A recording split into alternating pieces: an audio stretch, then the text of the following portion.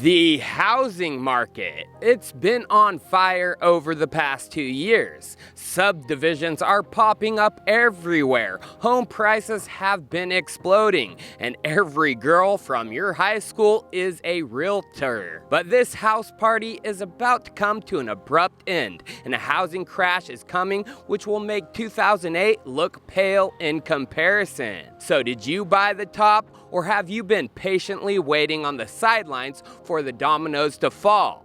Well, they will fall, and find out why in just about 10 minutes, because it's time for Chico Crypto.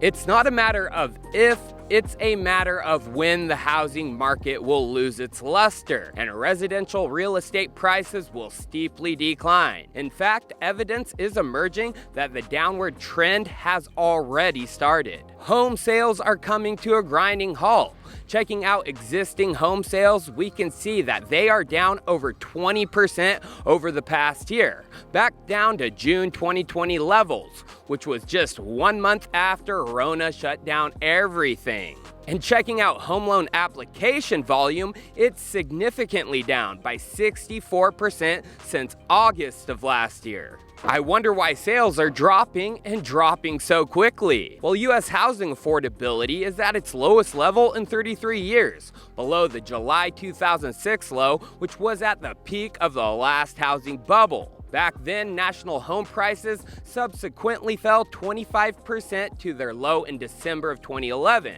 And today, the price declines have just begun. Checking out the average home price here in the States, we can see home prices have declined 5.5% from the record high of nearly $400K hit during the 4-week period ending June 19th. And this decline seems to be accelerating across the sector. On average, 7.7% of homes for sale each week had a price drop, a level not seen in decades. And it's not only in the US. With our friends up north in Canada, home prices fell for a 4th consecutive month, and home sales are down 29% compared with July of last year. Sales are plummeting, affordability is gone, and prices are starting to fall. What effect do you think this has on housing supply? Well, there now seems to be a massive supply of new homes for sale in all stages of construction. Checking out this chart, there's over 9 months supply in the US, which is the highest level since the tail end of the 2008 crisis. And if we look at this chart on housing inventory, we can see over the past few months, inventory has been rising and rising, up over 50% in the past couple of months, as buyers are nowhere to be found. Now, people are saying this time is different. The housing market we have today is nothing like the housing market in 2008. People can afford their mortgages this time, as the lenders weren't putting people in homes who couldn't afford it. Oh, really? Checking out this chart, we can see that mortgage payments as a percentage of a person's income are reaching levels not seen since the last housing crisis. On average, a person's mortgage is 25% of their income, which was the peak in the last housing crisis. And if buyers are so better off than in 2008, why are they putting so much less down as a down payment? Homebuyer down payments in 2021 and 2022 were lower than in 2006 during the peak of the subprime bubble. If buyers are so better off, you would think down payments would be higher, right? Well, not when the buyer is going heavy into debt. Average debt-to-income ratios today are comparable to the mid-2000s. This means homebuyer incomes today, on average, are just as stretched in their ability to afford the mortgage payments as back in the mid-2000s. People are getting to their financial wits' end, many people with heavy mortgages. Today, mortgage lending standards are just as bad as back in 2008 by the two most important metrics: the borrower's ability to repay and how much they have to pay back, aka what was the size of their down payment. But here's the most interesting statistic, which in my mind puts a likelihood of a crash at near 100%. Home flipping is once again getting out of hand and has soared back to levels seen before the 2008 housing crash.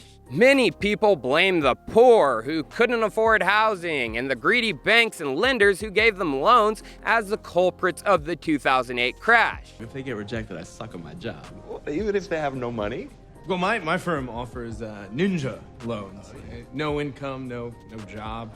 I just leave the income section blank if I want. Corporate doesn't care. Yeah, they were a small piece of it, but the major reason housing crashed back then? Home flippers over leveraging themselves. Quartz put out this article in 2017 titled, "House Flippers Triggered the U.S. Housing Market Crash, Not Poor Subprime Borrowers." The article states, mounting evidence suggests that the notion that the 2007 crash happened because people with shoddy credit borrowed to buy houses they couldn't afford is just plain wrong. The latest comes in a new NBR working paper arguing that it was wealthy or middle-class house flipping speculators who blew up the bubble to cataclysmic proportions and then wrecked local housing markets when they defaulted en masse. Recall that back then the mantra was that housing prices would keep rising forever. Since owning a home is one of the best ways to build wealth in America,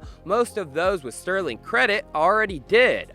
Low rates encouraged some of them to parlay their credit pedigree and growing existing home value into mortgages for additional homes. We have a very similar worldview today. People think housing can just keep on rising and rising, leading them down the path of leveraging their assets to expand their housing portfolio. But look at this article from Business Insider titled, "Home Flippers Are About to Get Hammered as This Hot Market Cools Down, and Cools Down Fast." And the article states, a slowdown in home price growth or even a decline in prices represents the biggest threat to flippers today. So far, surging home prices have shielded overzealous flippers from losing money, as they can sell a property for profit in hot markets even if their renovation costs stretch over budget.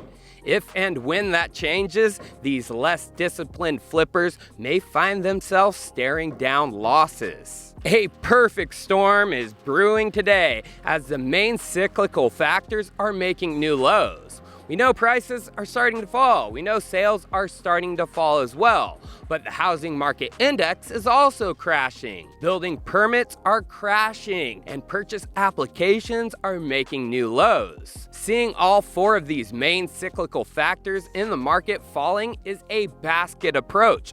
Thus, seeing them all making these new lows is a very powerful signal. So when could we see the crash, the housing market crumble to its knees as the speculators get wiped out?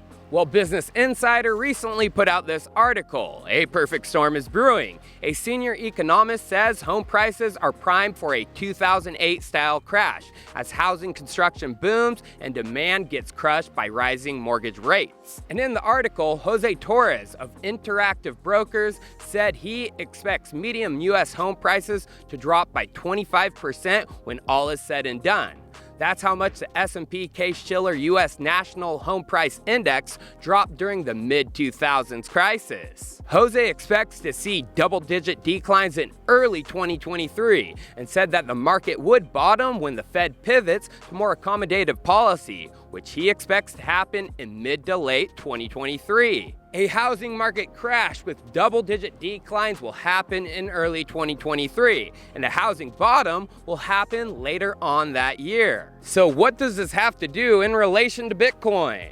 Well, I have a feeling in the next bull run for Bitcoin and crypto assets, one Bitcoin will be able to get you a massive down payment, paying off half of a home, or even near being able to fully purchase a home in some parts of the United States. No one thought with this last bear market, when BTC was at 3K with the next Bitcoin top, you would basically be able to buy a Tesla with one Bitcoin. And now no one thinks one Bitcoin will ever be able to buy a home. Now, Benjamin Cohen recently put out a poll on where people think the next top for the Bitcoin bull run will be, and a majority of people think between 100K to 200K, although over 14% of people think it will be over 200K. So let's just say BTC hits 200K in the next bull run. If the housing market was to crash by 25% or more, that would be enough to purchase homes in many states in the US and put a nice down deposit in the more expensive states like California. So what would you rather hodl over the next 10 years, real estate or BTC? I'm going with BTC because in 10 years, you might be able to buy a mansion or a few houses with just one Bitcoin. Cheers, viewers. I'll see you next time.